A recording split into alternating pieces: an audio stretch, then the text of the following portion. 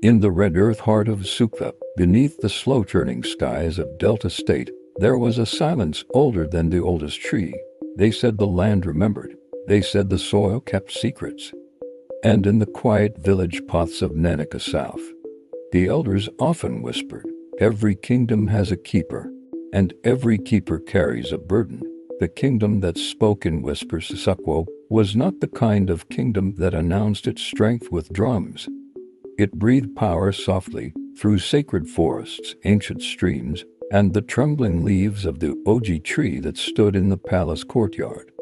At the center of it all ruled Obi's Nandi, a king loved for his calm eyes and feared for his silence. But this story is not about the king. It is about the keeper. Her name was Adez.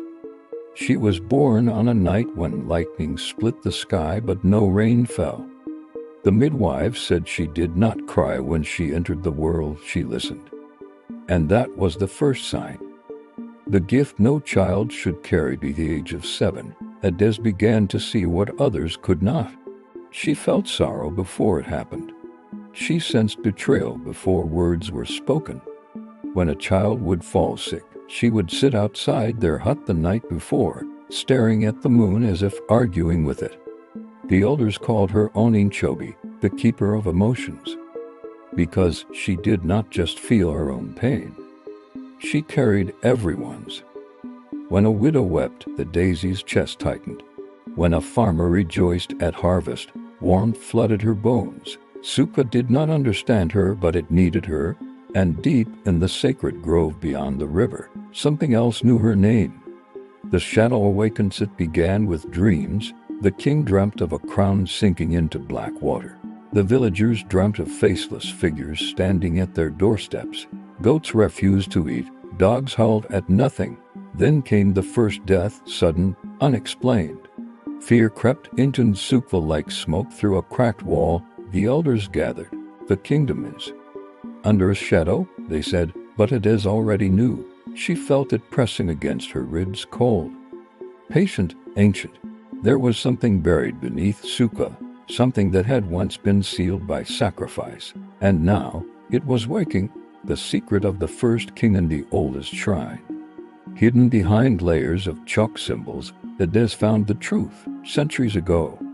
The first ruler of Nsukwa made a pact with a wandering spirit, a guardian in exchange for protection and prosperity.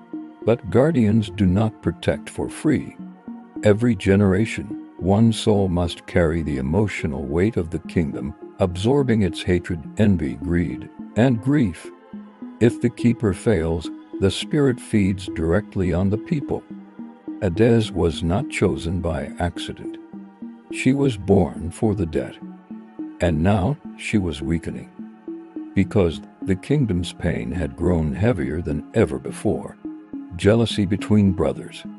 Greed among leaders. Secrets buried in royal walls. The spirit was no longer satisfied. It wanted more than emotions. It wanted a life. The night of reckoning under a blood-red moon, Adez walked alone to the sacred grove. The wind did not move. The air did not breathe. From the darkness emerged a voice, not loud, but deep enough to shake the soul. "You are tired, keeper." "I am," she replied. "Then release them, let me feed." She saw visions, children falling, mothers crying, the palace burning. All the pain she had carried threatened to crush her. But then she remembered something the elders had forgotten. A pact can be broken, not with blood, but with truth. Adez returned to the village square before dawn and revealed the ancient agreement. She spoke of the lies hidden in tradition.